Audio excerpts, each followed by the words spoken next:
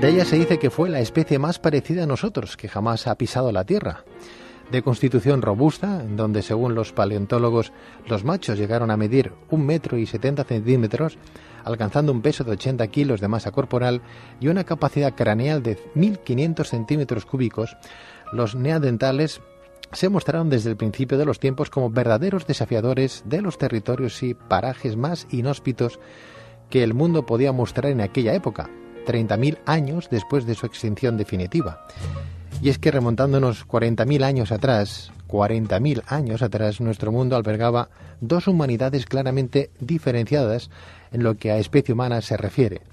Sin duda alguna, la herencia que pesa sobre las primeras especies que poblaron nuestro mundo acapara un hilo conductor hacia cualquiera de los paladares expectantes de nuevos conocimientos y hechos concluyentes que nos desvelen el misterio hacia cómo fueron estos seres, cómo vivieron y hasta qué punto estuvieron emparentados con nosotros. Y para ayudarnos a reconstruir la historia muchas veces olvidada de una especie única, es un verdadero placer dar la bienvenida en este tiempo de radio de Luces en la Oscuridad a Jordi Serrallonga, un verdadero especialista en la materia, arqueólogo, naturalista y director de Ciencia y Aventura y profesor de la Universidad Oberta de Barcelona, de Cataluña. Profesor Jordi Serrallonga, muy buenas noches. Buenas noches. Bienvenido. A vosotros, siempre es un placer estar aquí. Neandertales. Neandertal es un gran tema porque se ha dicho mucho, se ha hablado mucho sobre el neandertal e incluso muchas de las veces donde quizás hemos oído hablar de los neandertales era cuando aquello que te querían insultar, es decir, eres tan tonto como un neandertal o eres tan bruto como un neandertal, y eso es ese mito que hemos de empezar a romper porque los neandertales eran muy listos. Más de 30.000 años después de su extinción, el enigma de los neandertales sigue siendo una apasionante aventura. Para empezar, Jordi, ¿cómo se produce el desembarco de esta especie en nuestro mundo y cuáles fueron los primeros indicios que conllevan al género humano a investigar sobre esta supuesta aparición alrededor de 40.000 años atrás? Pues es una muy buena pregunta porque muchas veces seguramente podríamos pensar o hemos pensado que los neandertales son nuestros abuelos y no es así. Se había dicho durante mucho tiempo que sí, que eran ancestros directos nuestros, pero hoy sabemos que no lo son. El neandertal es una especie diferente al Homo sapiens, tal como han demostrado los últimos estudios del ADN fósil, y de alguna manera, como curiosidad, podríamos decir que el neandertal, ya se ha dicho en la introducción, pero el neandertal sí que es una especie únicamente europea y del Próximo Oriente. Eso quiere decir que siempre que hemos de buscar nuestros orígenes hemos de mirar a África, tanto por los primeros, aquellos hombres medio monos, medio humanos, como el Homo sapiens, estos Homo sapiens que somos nosotros. Esta especie. La cuna de la humanidad se origina en África. La cuna de la humanidad se origina en África, pero en este caso el neandertal es una especie propiamente de Europa. ¿De dónde surge? Pues surge precisamente de esa cuna de la humanidad africana que dio una serie de individuos que hacia el 1,5 millones de años empezaron a emigrar hacia otros lugares. En este caso estamos hablando del famoso Homo erectus, que emigra hacia Asia, emigra hacia Europa, y precisamente estas formas europeas de Homo erectus poco a poco, alrededor de los 300.000, de los 250.000 años, empiezan a dar paso a los primeros ejemplares de neandertales. En cualquier caso, se dice que el padre de los neandertales fueron los Homo heidelbergensis, ¿no? Sí, que para no complicar la existencia a nuestros oyentes, pues los podríamos englobar bajo el término así más clarificador de Homo erectus, porque tanto en África como en Asia como en Europa hemos tenido los Homo erectus que van recibiendo diferentes nombres según de qué geografía se trate. Por ejemplo, en África se les llama Homo ergaster, en Europa, como muy bien has indicado, se les llama Homo heidelbergensis y muchas veces el término de Homo erectus se les reserva para los asiáticos. Pero para que la gente nos entienda, podríamos decir que son los famosos Homo erectus. Hagamos un poco de historia, entonces sigamos haciendo historia, Jordi. El hombre aparece, según la teoría de Darwin, por ejemplo, después de una evolución del mono, se convierte en Homo sapiens sapiens y comienza la evolución y desde África empieza a expandirse por toda Europa y todo el mundo. Sí, cuando aparece el Homo sapiens en África se extiende no hacia había todos ningún lados. ser humano, o sea, no había ningún personaje de esta época en ninguna parte del mundo. Bien, solamente en África. El primer Homo sapiens aparece en el continente africano y a partir del continente africano emigró hacia otros lugares. Lo que ocurre es que en Europa en esos momentos, como antes del Homo sapiens ya habían existido los australopithecus, los Homo erectus, etcétera, esos Homo erectus que emigraron hacia Asia y Europa ya habían dado lugar en Europa a los famosos neandertales, lo cual quiere decir que cuando llegan los Homo sapiens procedentes de África a Europa y al Próximo Oriente se encuentran con compañía, se encuentran con los neandertales. Y ese es el contacto apasionante, ¿no? El contacto de decir dos mundos diferentes, como muy bien habéis indicado anteriormente, se encuentran, el del sapiens y el del neandertal. Algo que no se acaba de entender, si todos procedemos de la misma matriz, de la misma madre, de la misma cuna, ¿cómo es posible que seamos con 5 razas diferentes? Que tengamos colores diferentes, rasgos diferentes. ¿Cómo es posible? Bien, en este caso, lo que antes había hablado siempre de razas en cuanto al Homo sapiens, hoy los científicos podemos decir que no son tales. Es decir, hoy ya no está bien visto hablar de razas, pero no solo desde una cuestión social, sino incluso científica. En algún programa anterior que hemos estado aquí, hemos hablado muchas veces de que la mejor justificación para anular el racismo es la propia ciencia, y la propia ciencia pues determina que todos somos Homo sapiens. Pero muy bien, has indicado que, vale, de acuerdo, somos de la misma especie, no hay razas, pero hay personas que tienen la piel más oscura, otros más clara, unos somos más altos, otros más bajos, según las localidades geográficas que ocupamos.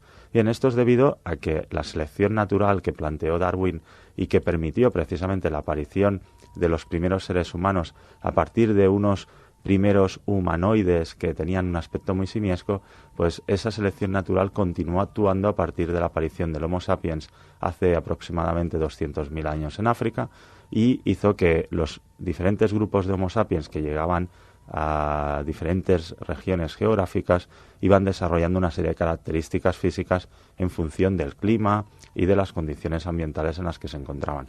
Hay lugares donde es muy positivo tener una gran concentración de melanina en la piel, esto que nos pone morenos el verano, y tendríamos pues las poblaciones más... ¿Y los rasgos faciales? Igualmente lo mismo. Hay, por ejemplo, el tener los rasgos de los ojos muy delgaditos, muy achinados, pues sería a veces una protección ante el sol que lo necesitan pues aquellos pueblos que viven, por ejemplo, en regiones que por lo contrario nos podría parecer son muy frías y donde hay una refracción de la luz solar en el hielo o en la nieve, entonces necesitas cerrar mucho los ojos. Que nosotros mismos nos hemos hecho en ese proceso evolutivo tener los ojos de esa manera, tener la piel de esa manera. Efectivamente. Y eso lo ha hecho más bien no nosotros, porque si no caeríamos en el paradigma lamarquiano decir que la necesidad crea el órgano, y aquello el ejemplo de la jirafa, de que a fuerza de estirar el cuello llegó a tener un cuello largo, eso sabemos que no es así, ni en los humanos ni en la jirafa, sino que es la naturaleza que a partir de una gran variedad de especímenes seleccionó a los más aptos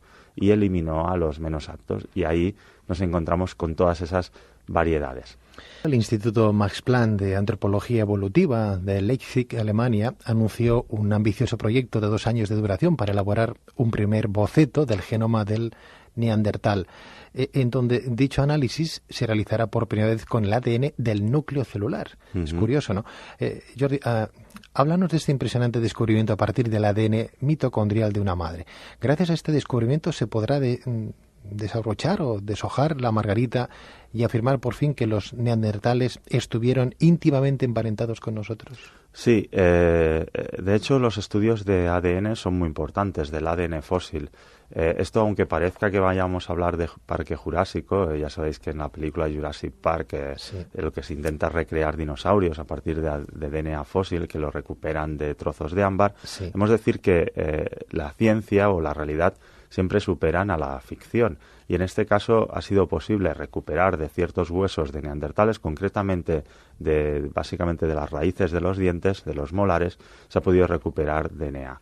Y este ADN que nos ha permitido determinar que los neandertales eran, como hemos dicho antes, una especie diferente, eran Homo neanderthalensis, nosotros somos Homo sapiens, lo cual quiere decir que somos primos que hemos compartido ancestros comunes, pero que no hemos seguido el mismo camino evolutivo. Ellos se extinguieron y nosotros hemos continuado hacia adelante. Y claro está, el estudio de ese ADN, cada vez cuando tengamos más trozos de ese ADN de los neandertales nos permitirá saber mucho más cómo se formaron, etcétera. Pero, por ejemplo, cuando has citado lo del ADN mitocondrial es muy importante, porque el ADN mitocondrial que encontramos en los homínidos, como los neandertales, como los Homo sapiens antiguos, o en cualquiera de las mujeres que vemos que viven hoy en el planeta, es lo que nos ha permitido retroceder hasta la Eva africana. Sabemos a través del ADN mitocondrial que nosotros venimos de África porque es un tipo de ADN que no está en el núcleo, sino que está en la célula, en las mitocondrias, y solo son capaces de transmitirlo las mujeres a su descendencia y solo pueden transmitirlo su descendencia si tienen hijas, es decir, que pasa de madres a hijos y esos hijos tienen que haber hembras para transmitirlo a la siguiente generación. Tiras hacia atrás y llegamos siempre a África. ¿Qué futuro se nos presenta al ser humano de aquí a 40.000 años hacia adelante? Jordi, ¿cambiará también nuestros rasgos? Pues no, os podría decir que nuestro futuro, y que nadie se lo tome a mal, porque has dicho, como te has permitido el detalle de dar 40.000 años, eso nos quita problemas, porque evidentemente ya no estaremos nosotros aquí, pero sí que hemos de decir que de alguna manera, igual que los neandertales se extinguieron, desaparecieron, los Homo sapiens seguramente dentro de 40.000 años quizás ya no existirán, quizás se habrán extinguido también. Lo que sí que ocurre es que nos vamos a extinguir con este aspecto físico que tenemos hoy en día. ¿Sí? ¿No habrá más evolución, seguro? Sí. La evolución siempre continúa, está ahí en la naturaleza, pero nosotros hemos conseguido con nuestra esfera cultural un poco sustituir lo que es la selección natural, la evolución natural, por una evolución artificial, ¿no? Aquello de seleccionamos a aquellos individuos que nos interesan, aunque no lo hagamos de una manera muy, muy drástica, pero sí que de alguna manera nuestra especie evoluciona de una manera muy, muy personalizada. Ya sabéis que dentro de unos años se prevé lo de los niños a la carta y cosas por el estilo. Ayer hablamos con un antropólogo que nos decía que no está de acuerdo con el planteamiento de Charles Darwin de que el hombre viene del mono. Todo lo contrario, dice que el mono viene del hombre, ¿no? Un día me lo presentas. Un día te lo presento, ¿no? Y dice que actualmente pues vamos a una involución, pero él hablaba incluso desde un plano más psicológico, ¿no? No, eso seguro. Desde un punto de vista psicológico, pensad que nosotros estamos sufriendo muchos cambios y nuestra especie, desde un punto de vista biológico, empeora. Pero eso es normal, es la evolución. Los dinosaurios se extinguieron precisamente por eso. Eran maravillosos, eran máquinas de matar perfectas, pero claro, eran tan grandes, comían tanto, que cuando su mundo vio que las especies vegetales se reducían y que ya no había tanta caza, acabaron extinguiéndose. Y nosotros pensad que somos como una especie de dinosaurios, estamos creciendo tanto, tanto y tanto, que llegará un momento que no habrá recursos para todos, el planeta estará superpoblado. A ver, que nadie se asuste, no lo vamos a ver nosotros, pero no deja de ser eso un problema biológico. Nuestra cultura es tan impresionante, nos ha permitido crear tanto, estamos en este estudio de radio gracias a nuestra cultura, que lo mismo es esa propia cultura la que algún día acabará con la propia especie humana. Y ahí, si le queremos llamar a eso involución, sí, pero eso es lo que llamamos nosotros extinción, simplemente. Jordi, ¿sigues yendo a África con ciencia y aventura, descubriendo los orígenes de la humanidad? Seguimos yendo por allí, eso seguro. El ir a África es siempre un viaje a los orígenes y continuamos con nuestras investigaciones. ¿Invitamos a nuestros oyentes a que se apunten o que vean alguna página web? Sí, pues si quieren, por ejemplo, visitar nuestra página web de www.cienciayaventura.com, ahí encontrarán pues algunos viajes que hacemos de tipo científico accesibles a todo tipo de oyente que nos esté escuchando. ¿Nos vamos este verano a África entonces? Pues sí, invitados estáis. Jordi Serrallonga, arqueólogo, naturalista y director de Ciencia y Aventura, profesor de la universidad. Muchísimas gracias. Gracias a vosotros. Ha sido un placer. Igualmente. Luces en la oscuridad.